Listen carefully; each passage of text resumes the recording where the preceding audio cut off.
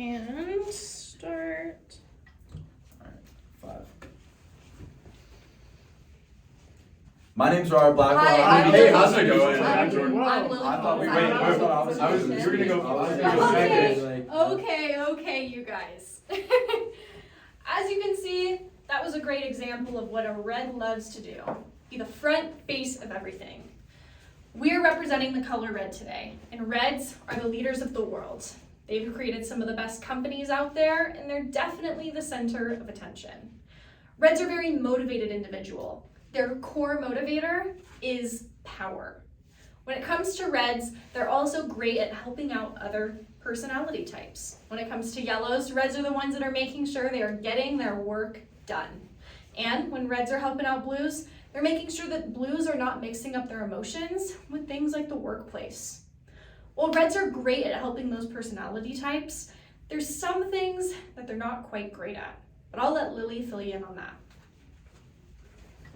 So as much as reds are doers, they're go-getters, they want things done, it can come with a few drawbacks when other people see them.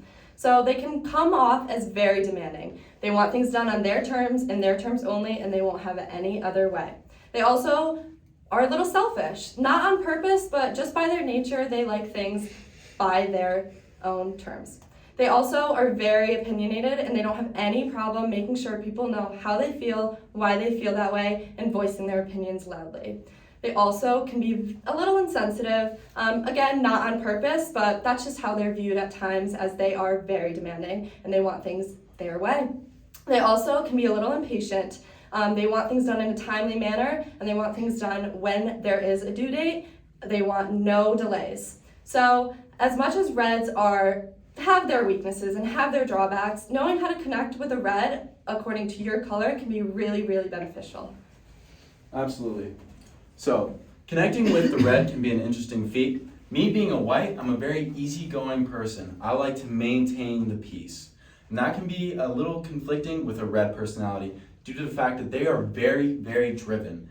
They like to make sure that what they're doing gets done. And me being a white, I'm a little bit more relaxed about it. What they want to do, they can do. If they want me to do it, I'll do it. I take it and I go forward with it. This can become somewhat of a challenge for a red due to the fact that there's no challenge for them. Sometimes they like to accomplish something. Sometimes they like to fight for it a little bit more. And when you have a white personality, you don't have that.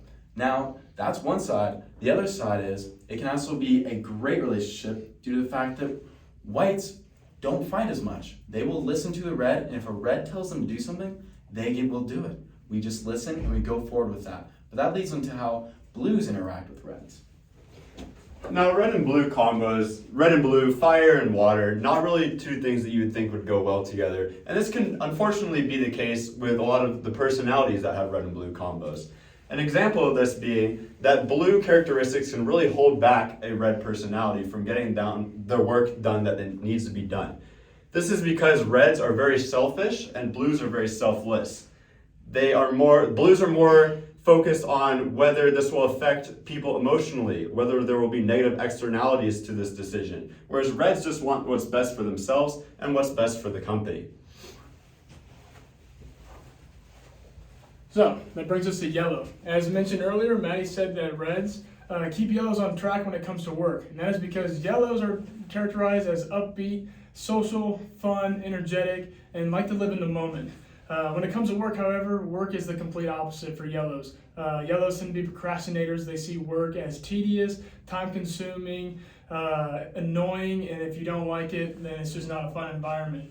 Reds, however, are assertive. They are headstrong. They like to get things done. When they get the mission or the goal, the objective, they don't like to just get it done as fast as possible, but they also like to get it done as best as possible because they set themselves to a high standard. How does red and red interact with each other? Well, I'll let Maddie get into that. When it comes to our very last color combo, red and red, it's often seen as the firework. You have two individuals who both want to be the leader, two individuals who both want to be the motivator, and that can often cause a very strong power struggle. A red and a red together will often butt heads because they both want to do the same thing. Now, that's mostly true for romantic relationships, but there are some good that can come from a red and red relationship, especially in the workplace. Two reds together are some of the most motivated individuals there can be. A red and red together will get the work done. They'll be the first to make sure projects are turned in, and they'll be studying for that exam weeks before you have. Two reds together can be highly motivated. You just have to make sure that it's the right type of relationship. Now that we've discussed all of those combinations, it's also important to see differences in age. So let's take a peek at what a parent and a child relationship with reds would look like. All right, Dad, so it's been a couple years since we've been on a vacation, and for Christmas this year, my friend Jared is going to California, and I think that sounds like a really fun idea. However, I don't really have the money for it. I think that I deserve it, and you should be able to pay for it. I think that's great that you want to have fun with your friend. I really encourage you to have fun, but here's the thing. How are you doing in school? You know, I'm doing pretty good, I would say. I have mostly B's, one C, an A, but I'm doing better than most of the class, I would say. In fact, I just got an A on a test this week. That's great to hear, but here's the thing. I feel like your grades can be better, and I have a high standard for you as my son. I want you to be doing better, and I feel like this trip would probably distract you from your studies. Well, you know, that's not really fair because Jared got even worse grades than I did, and he gets to go, so I feel like it's only fair that I should get to go. Well, I'm telling you right now, the answer is no. So as we can see here in this skit, we have two reds conversing with each other, but both are showing different characteristics. Jordan, playing the child, is wanting to get a vacation because he believes that he has put in his best work, despite being that it is actually not the best. But he is precise and he's determined to get that vacation. And Robert, on the other hand, being the father, is headstrong on his morals and he's assertive and firm. And he believes that his son should not be able to have a vacation or have a gift or any of that for that matter until he gets his grades up to what they need to be. So when you're looking to connect with a red personally, it can be a little intimidating, but knowing the needs and wants and the do's and don'ts in connecting with one, it can simplify the process a lot.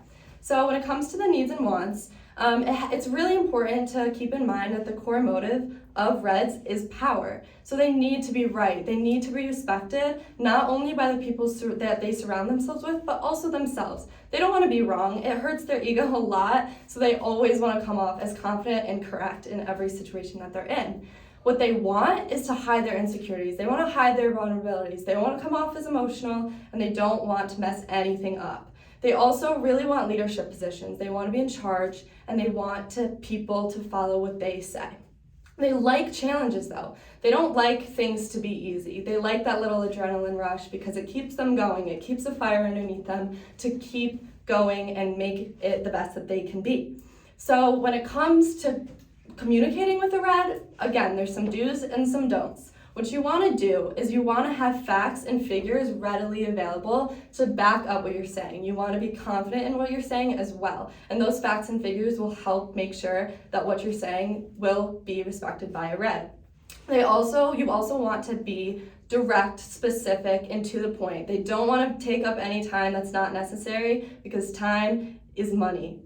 You don't want to be emotional. You don't want to be unconfident, and you don't want to question yourself at any point because reds will see that as a weakness inside of you and they won't like that. They won't respond well to that and it might even anger them. So as much as that's a broad overview on how to connect with a red, when it comes to emotional relationships, Maddie will touch on that a little bit more.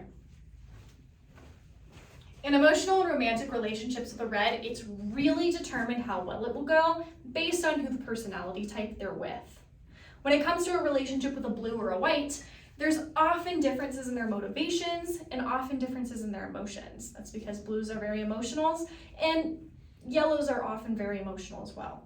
But when it comes to a red and a white relationship, it's like fire and ice. When a red and a white come together, they're constantly able to make things work because while a red wants the power, whites are often able to let that happen because they're good, they'll go with the flow.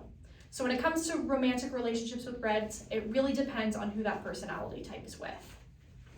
When it comes to careers and reds in the workplace, you primarily think of them as managerial leadership roles such as CEOs. This is because they always have the best ideas. They're always willing to sacrifice everything for the best outcome of the company. So it's really important to have them in positions where they can make these decisions without other people interfering with them.